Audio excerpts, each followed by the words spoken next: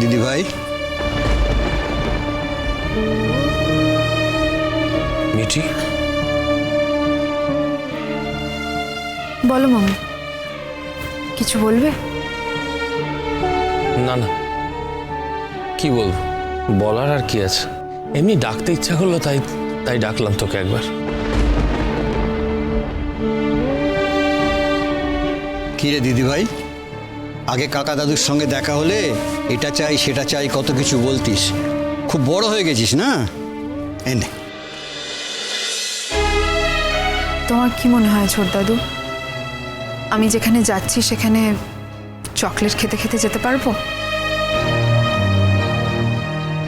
দিদি ভাই, আমার মনে হয় চকলেট খাওয়াটা পার্ট অফ লাইফ। তুমি যেখানে যাচ্ছ সেটাও পার্ট অফ লাইফ, তাই চকলেট খাওয়ার সঙ্গে এটার কোনো সংঘাত নেই। সবার জীবনেই বুঝি এই পার্ট অফ লাইফটা আসে? না দিদি ভাই, সবার জীবনে নয়, কারো কারোর জীবনে এটা পার্ট অফ লাইফ।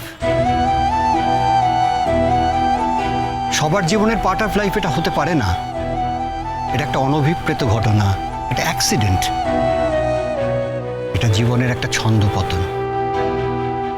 আবার তুমি নেগেটিভ কথা বলছো? তুমি কি বুঝতে পারছো না পজিটিভ কথা বলাটা কতটা কঠিন আমার জন্য? তুমি কি এটা এক্সপিরিয়েন্স করছো? মিঠিমা, আমি তোমার মনের অবস্থা বুঝতে পারছি।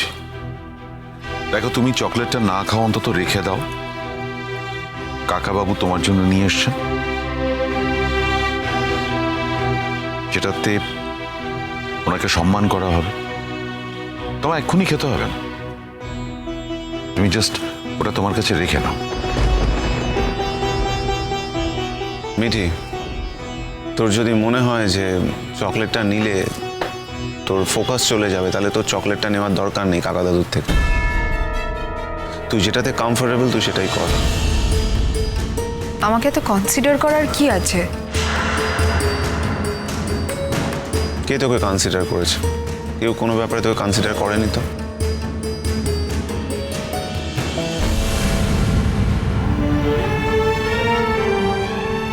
কিরে মিটিল, তুই একা এলি? ওদের সাথে একসাথে গাড়িতে এলি না? না পিসিমণি, আমি আলাদাই এলাম।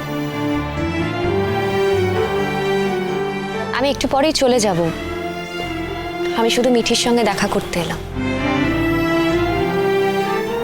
কেন মিঠিলদি, ভেতরে যা যা হবে সেগুলোকে শুনতে তোমার ভালো লাগবে না? না না রে মিঠি, আমার একটা খুব ইম্পর্ট্যান্ট অ্যাপয়েন্টমেন্ট আছে, আমি সেটা কাটাতে পারিনি। আমি টাইমটা শিফট করেছি শুধু তোর সাথে দেখা করতে আসবো বলে। দেখা করে আর নতুন কি বলবে বলো? দেখা করে এটাই বলবো যে যা হয়েছে তাতে তোর কোনো ভূমিকা ছিল না মিঠি। আমাদের জীবনে কখনো কখনো এমন এমন কিছু ঘটনা ঘটে তাতে আমাদের কোনো ভূমিকা থাকে না।